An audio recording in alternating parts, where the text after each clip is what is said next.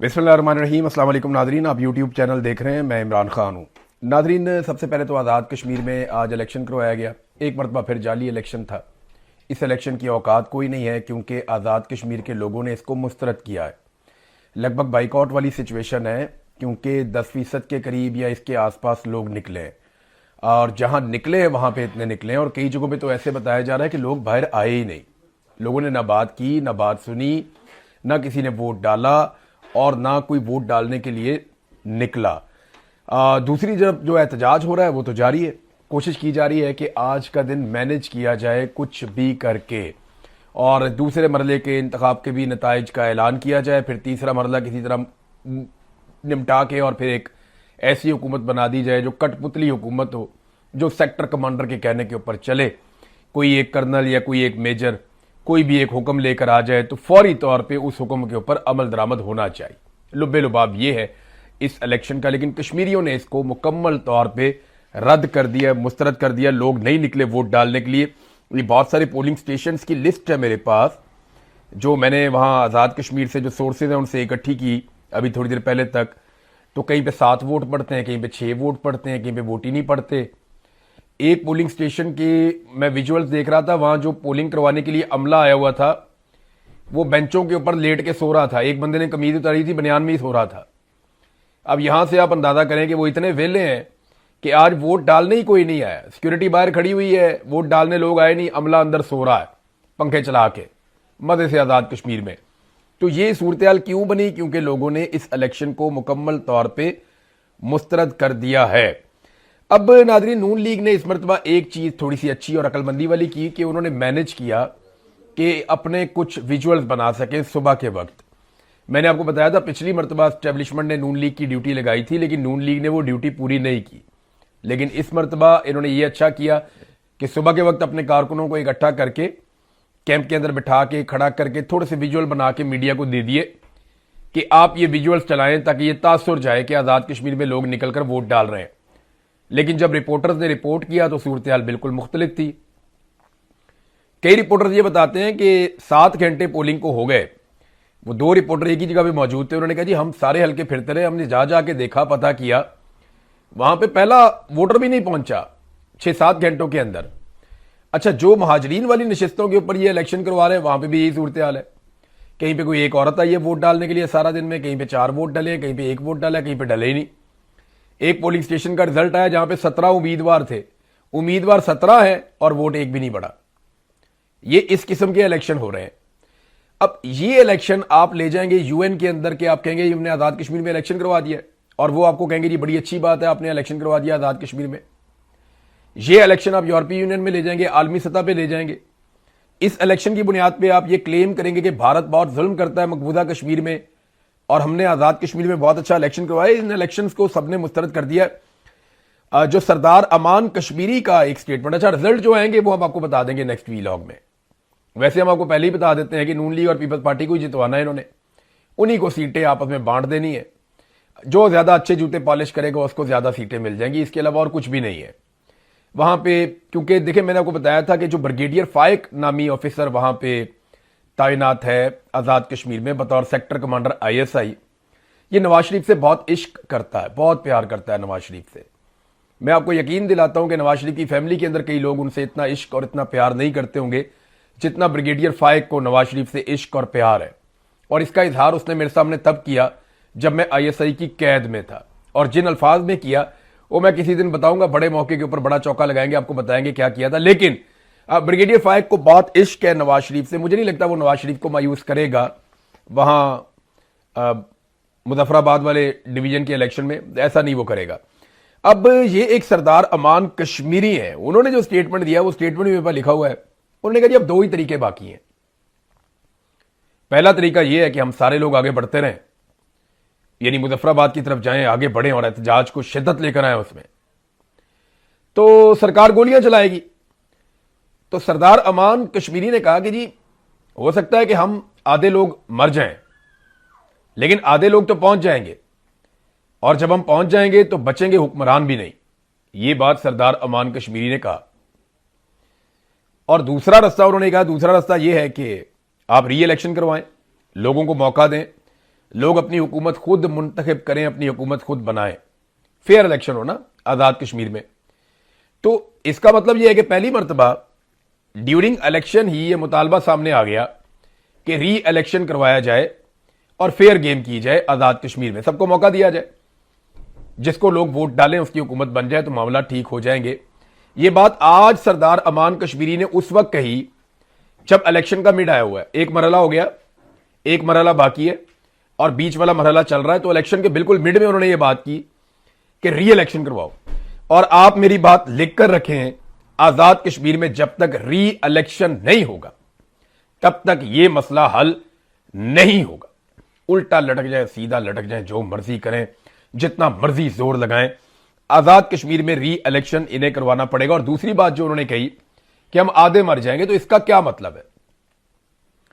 कश्मीरी जो है ना, ये भागते भूगते नहीं है, इन्हें गोलियां मारती है फौज, ये वापस अपने घर में जाके छुप नहीं जाते। इन्हें गोलियां मारते हैं, इनको शहीद किया जाता है, रेंजर्स वाले मारते हैं तो ये दोबारा निकल के आ जाते हैं। ये अपने जख्मियों को अस्पतालों में छोड़ के आते हैं, अपने शहीदों को दफना के आते हैं, फिर आके वहीं खड़े हो जाते हैं। और जब घुमसान की लड़ाई चल रही होती है ना, गोलियां चल रही हैं, वहां पे लड़ाई क्या है, वो हमला ही हो रहा होता है, सिक्योरिटी फोर्सेज का क्रैकडाउन। जब बड़ा खौफनाक क्रैकडाउन भी होता है, उस वक्त भी इनके नौजवान आवाजें लगा रहे होते हैं। मैंने वीडियो देखी है कि नसिया जे ना कि भागना नहीं है आपने, यहां से आपने यहां रुकना है, यहां से जाना नहीं है आपने। नौजवान इस तरह आवाजें लगा रहे होते हैं। तो कश्मीरियों ने बड़ी हिम्मत दिखाई है, बड़ी मजबूती दिखाई है। बहरहाल इस दफा नून लीग ने थोड़ा बहुत विजुअल्स बनाए, लेकिन टर्नआउट जो है वो 10% भी नहीं बताया जा रहा है, 10% के आसपास है। शाम तक ये टर्नआउट आप देखेंगे 50% से भी ऊपर चला जाएगा और जाली फॉर्म 47 जारी कर दिए जाएंगे। मोहसिन नकवी के बयानात ने एक मुसीबत अजीब सी डाली हुई है। मोहसिन नकवी के स्टेटमेंट का एक हिस्सा मैं आपके सामने रखता हूं। उसने कहा कि फील्ड मार्शल के अमेरिका से जितने मर्जी ताल्लुकात अच्छे हो जाएं, अगर हमारा निजाम ठीक नहीं होगा तो कोई फायदा नहीं। ये मोहसिन नकवी ने कहा। मेरी नजर में यह स्टेटमेंट ही गलत है कि फील्ड मार्शल के अमेरिका से ताल्लुकात जितने मर्जी अच्छे हो जाएं, हमारा निजाम ठीक नहीं होगा तो कोई फायदा नहीं। यह निजाम तब तक ठीक नहीं होगा जब तक कि फील्ड मार्शल या आर्मी चीफ अमेरिका से ताल्लुकात बनाना बंद नहीं करते। किसी आर्मी चीफ का, फील्ड मार्शल का, किसी सरकारी मुलाजिम का कोई हक नहीं है कि वो जाए और जाके एक दूसरे मुल्क के साथ ताल्लुकात बनाए। ताल्लुकात हमेशा दो मुल्कों में बनते हैं। जो अफराद के ताल्लुकात होते हैं वो अफराद के मरने के बाद या उनके इस दुनिया से जाने के बाद या उनके रिटायर होने के बाद या उनके हुकूमत से निकलने के बाद वो ताल्लुकात खत्म हो जाते हैं। अमेरिका के साथ रियासत पाकिस्तान को डील करना है, अपने फॉरेन ऑफिस के जरिए से डील करना है। जो गवर्नमेंट ऑफ पाकिस्तान है उन्होंने अमेरिका के साथ डील करना है, अपनी पॉलिसी के मुताबिक डील करना है। फील्ड मार्शल के ताल्लुकात का हमेशा हमें नुकसान हुआ। एक ये तो एतराफ किया मोहसिन नकवी ने कि फील्ड मार्शल ने अमेरिका से अपने अच्छे ताल्लुकात बना लिए हैं। और याद रखिएगा, जब भी किसी जर्नैल ने अमेरिका के साथ अच्छे ताल्लुकात बनाए हैं, पाकिस्तान ने उसकी कीमत चुकाई है। अयूब खान के ताल्लुकात अमेरिका के साथ बहुत अच्छे थे। पाकिस्तान में जमहूरियत की मंजीर ठोक दी थी उस आदमी ने। मादरे मिल्लत फातिमा जिन्ना को उसने गद्दार करार दे दिया था। बेड़ा गर्क किया पाकिस्तान के सारे जमहूरी कल्चर का। याया खान के अमेरिका के साथ अच्छे ताल्लुकात थे, पाकिस्तानी दो टुकड़े कर दिया इन्होंने। फिर बड़े अच्छे ताल्लुकात अमेरिका के साथ जो ज़िया-उल-हक के ताल्लुकात थे वो किसी के भी नहीं थे। अमेरिकन पाउंड होके पीते थे ज़िया-उल-हक के, और ज़िया-उल-हक के दिए हुए तोहफे पाकिस्तान आज भी भुगत रहा है। क्लाशनकोफ हो गई, मनशियात हो गई, जहाद हो गया, जंग हो गई, आग लगी हुई है, वो सारा तब से हमारे पीछे है। एक जनरल मुशर्रफ, अमेरिका उससे बहुत खुश था। वो अमेरिकन लड़ाई लड़ रहा था सबसे पहले पाकिस्तान का नारा लगा के। अमेरिका उससे भी बड़ा राजी था। और पाकिस्तान की जब कभी किसी जर्नैल के ताल्लुकात अमेरिका के साथ बने हैं ना, उसका नुकसान हमेशा पाकिस्तान को हुआ है। आज ये फील्ड मार्शल ने अमेरिका के साथ जाती ताल्लुकात बना लिए ना, पाकिस्तान को लगातार नुकसान हो रहा है। हमारी फौज जो है वो यमन के बॉर्डर पर खड़ी है, ये दावा सामने आ गया। इसकी तफसीलात मैं आपको बताऊंगा, क्योंकि ये यमन के जो ईरान के अंदर सफीर है, उन्होंने ये पैगाम दिया है पाकिस्तान में कुछ लोगों को, जिनमें अल्लामा राजा नासिर अब्बास साहब का नाम लिया जा रहा था। बताया यह गया है कि पाकिस्तानी फौजी यमन के खिलाफ सऊदी अरब की तरफ से जंग लड़ रहे हैं या लड़ने के लिए भिजवा दिए गए हैं और तैयारियां पूरी हैं। ये बड़ी अलार्मिंग सिचुएशन है, बहुत अलार्मिंग सिचुएशन है ये, कि कौम को नहीं पता कि आपकी फौज कहां लड़ रही है, किसके साथ लड़ रही है। कौम को यह भी नहीं पता कि आपने सऊदी अरब के साथ क्या मुआहिदा किया, कतर के साथ क्या मुआहिदा किया, आप किस मुल्क के साथ क्या बात करने जा रहे हैं। ये बोर्ड ऑफ पीस, जिसे बोर्ड ऑफ नेतन्याहू भी कहते हैं, उस बोर्ड के अंदर क्या चल रहा है, कौम इसके बारे में कुछ नहीं जानती। तो अगर पाकिस्तान का निजाम आपने ठीक करना है तो उसका आसान तरीका यह है कि फील्ड मार्शल अमेरिका के साथ अपने ताल्लुकात खत्म कर दें और अमेरिका के साथ वो अपने ताल्लुकात ना रखें। Let the government of Pakistan decide, और जो पाकिस्तान की स्टेट है वो ये फैसला करे कि उन्होंने क्या करना है। फील्ड मार्शल स्टेट नहीं है, वो एक सरकारी मुलाजिम है, तो वो इन चीजों में ना पड़े तो ज्यादा बेहतर है। नवाज शरीफ के बारे में यह कहा जा रहा है कि नवाज शरीफ अब मामला अपने हाथ में उन्होंने लेने का फैसला किया है। देखिए मियां नवाज शरीफ मामला क्या अपने हाथ में ले सकते हैं, हमने कई दफा इस बारे में उम्मीद भी जाहिर की। हमें लगा कि शायद नवाज शरीफ मामला अपने हाथ में ले लें, कोई एस्टेब्लिशमेंट के साथ वो मामला कता करें, वो ये सोचें कि यार एस्टेब्लिशमेंट ने बेड़ा गर्क कर दिया पाकिस्तान का, तो सियासतदानों को मिलकर बैठना चाहिए। लेकिन हमने देखा कि जब जब मामला हाथ में लेने का मौका आया, नवाज शरीफ ने हाथ में बुरश पकड़ लिया। तो वो हाथ में मामलात नहीं लेते मियां साहब। मियां साहब हाथ में बुरश लेते हैं और फिर दूसरे हाथ में पॉलिश लेते हैं और फिर चमकाई शुरू कर देते हैं बूटों की। मियां साहब ने मामला संभालने की बजाय हमेशा बूट संभाला है। अभी तक का जो मंजरनामा हम देख रहे हैं उसमें तो यही हुआ। मियां साहब ने मामलात को कंट्रोल करने की बजाय पॉलिश को कंट्रोल किया है। मियां साहब मामलात हाथ में नहीं लेते, बुरश हाथ में लेते हैं, जो हमने देखा और जो हमें समझ आई। लेकिन फिर भी मैं ये कहूंगा कि हमें मायूस नहीं होना चाहिए। हमें मियां नवाज शरीफ से ये उम्मीद करते रहना चाहिए कि शायद किसी दिन मियां साहब के अंदर से कोई इनकलाबी जाग जाए, शायद किसी दिन उन्हें होश आ जाए। और मैं बताऊं नवाज शरीफ को अब होश कब आएगी, जब एस्टेब्लिशमेंट की पूरी तरह मंजी ठुक के बेड़ा गर्क हो जाएगा। जब बेड़ा ही गर्क हो जाएगा ना एस्टेब्लिशमेंट का, तब मियां साहब कहेंगे ठीक है इस लड़ाई में मैं भी हिस्सा बनता हूं। क्योंकि जब तक मियां साहब को यह लगता है कि यह एस्टेब्लिशमेंट में ताकत बाकी है और ये मुझे और मेरी बेटी को और मेरे भाई को जेलों में भी डाल सकते हैं, इक्तदार से भी निकाल सकते हैं, हमारी करप्शन भी पकड़ सकते हैं, तो तब तक मियां नवाज शरीफ साहब ने किसी किस्म का मामला हाथ में नहीं पकड़ना। मियां साहब ने तब तक मुझे लगता है कि बुरश ही हाथ में पकड़ना है। फिलहाल जो लोग ये बातें कर रहे हैं उन्हें मैं कहता हूं कि पेवस्ता रहे शजर से, उम्मीदें बहार रख। और ये जो नून लीग के हमारे सहाफी हैं, दोस्त हैं, दानिश्वर हैं, मेरी उनसे गुजारिश है कि मियां साहब के गुब्बारे में हवा भरते रहा करें, कोशिश करते रहा करें मियां साहब को जगाने की, मियां साहब को उठाने की, मियां साहब को जोश दिलाने की। तो आप कोशिश जारी रखें, हो सकता है मियां साहब खड़े हो जाएं। उधर जो इमरान खान साहब हैं उन्होंने तो खड़े होकर दिखाया, शायद मियां साहब किसी दिन खड़े हो जाए। भारत ख्वाजा आसिफ की ड्यूटी लगाइए।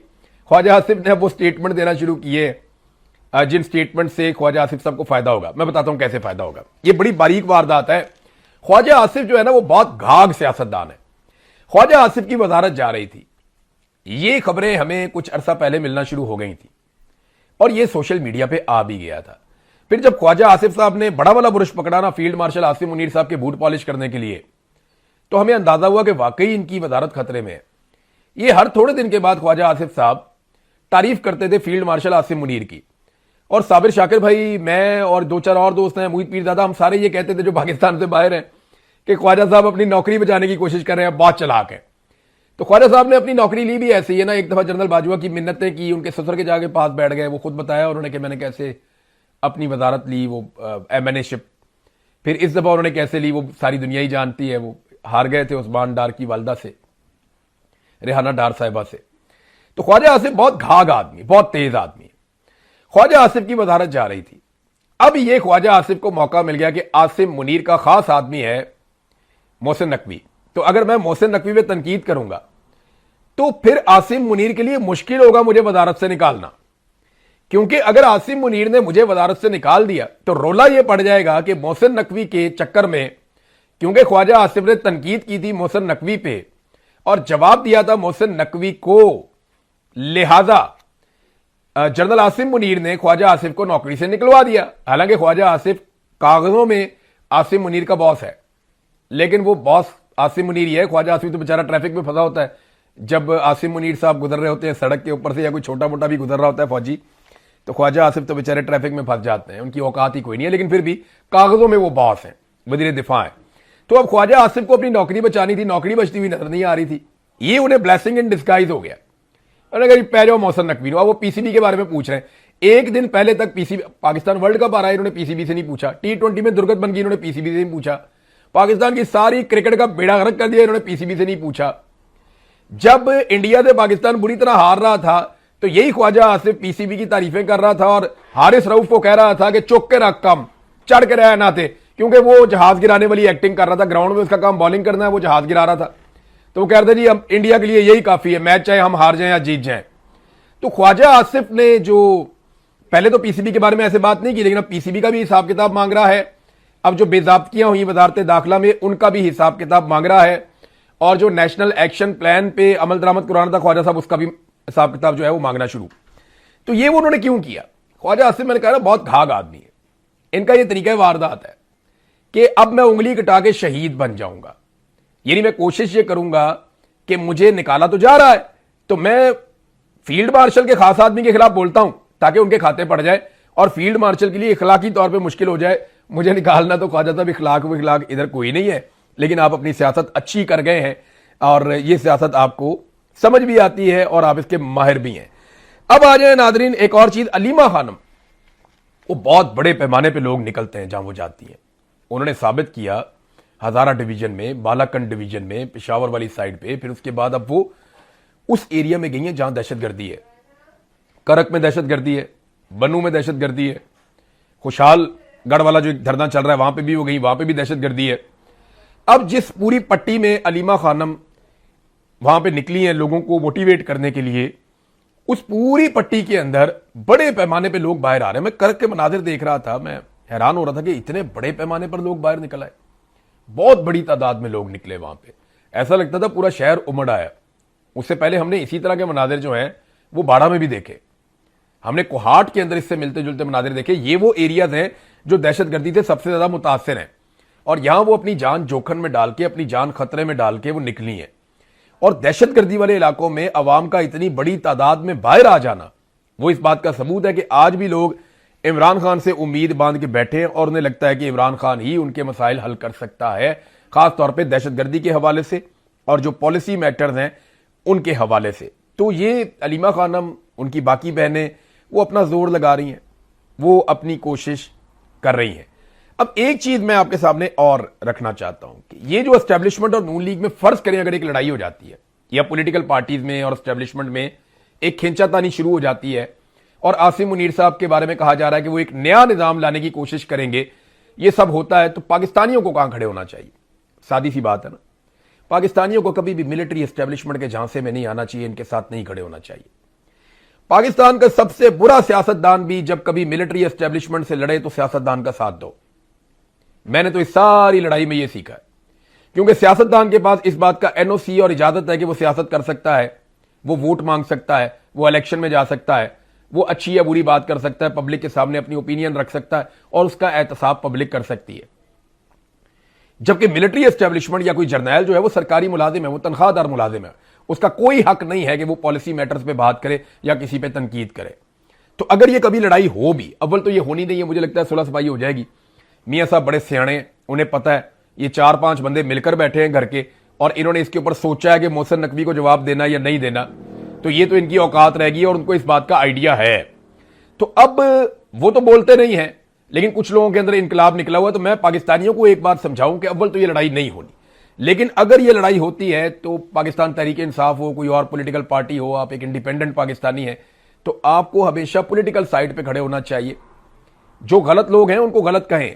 नवाज शरीफ की गलतियां सारी कौम के सामने हैं, पीपल्स पार्टी की गलतियां सारी कौम के सामने हैं, सब लोग गलती करते हैं। लेकिन अगर एस्टेब्लिशमेंट किसी जगह पे किसी के साथ भी झगड़ा करे तो आप समझें कि एस्टेब्लिशमेंट ही गलत है, क्योंकि आज तक पाकिस्तान के साथ जो भी हुआ वो इन्होंने ही किया है। लेकिन ये होना नहीं है, मुझे पता है ना, इन सारों को एक साथ अवाम को फेस करना पड़ेगा। अवाम एक दिन निकलेगी, एस्टेब्लिशमेंट भी सामने होगी और ये सारी जमातें भी सामने होगी, और अवाम इन सबको कटहरे में खड़ा करेगी। होना तो ये अल्टीमेटली जो मुझे समझ आ रही है, इनका आपस में लड़ना मुझे बहुत मुश्किल लगता है। नादरीन, रजी ताहिर और मोहम्मद सैफ, इन दोनों को जब अगवा किया गया तो अभी तक हमारे पास कोई इतला नहीं है कि ये कहां पे मौजूद हैं। इन्होंने कश्मीर वाला वो जलसा कवर किया था, और कल सुबह याद रखिएगा, मैं एक मरतबा फिर याद दिला रहा हूं सारे वॉलंटियर्स को कि कल सुबह F10 से, मरकज से एक बड़ा काफिला, इमदादी काफिला, साजो सामान लेकर, दवाइयां लेकर, खुराक लेकर और इमदादी कारकुनों के साथ, डॉक्टर्स के साथ, पैरामेडिकल स्टाफ के साथ वो जाना चाहता है रावला कोट, सफेद झंडे लेकर, पाकिस्तान के झंडे लेकर। तो आप उसका हिस्सा जरूर बने और वहां जाने की कोशिश जरूर करें। अगर आसिम मुनीर की पॉलिसी ने आपको रोका तो ये मजीद एक्सपोज होंगे, अगर नहीं रोका तो आप इंसानियत की खिदमत कर पाएंगे। आप कोशिश करें, अल्लाह आपको इसका अजर देगा। कश्मीरियों को बड़े पैमाने पर गिरफ्तार किया जा रहा है जी, बहुत बड़े पैमाने पर। दर्जनों कश्मीरी गिरफ्तार कर लिए गए मुख्तलिफ जगहों से, और इसमें पंजाब हुकूमत पेश है। सबसे ज्यादा कश्मीरियों की गिरफ्तारियां जो हैं वो पंजाब सरकार ने या पंजाब की जो हसीना वाजिद है उन्होंने की है। अब तक के लिए इतने, अपना ख्याल रखिएगा, अपने चैनल का भी। अल्लाह हाफ़िज़।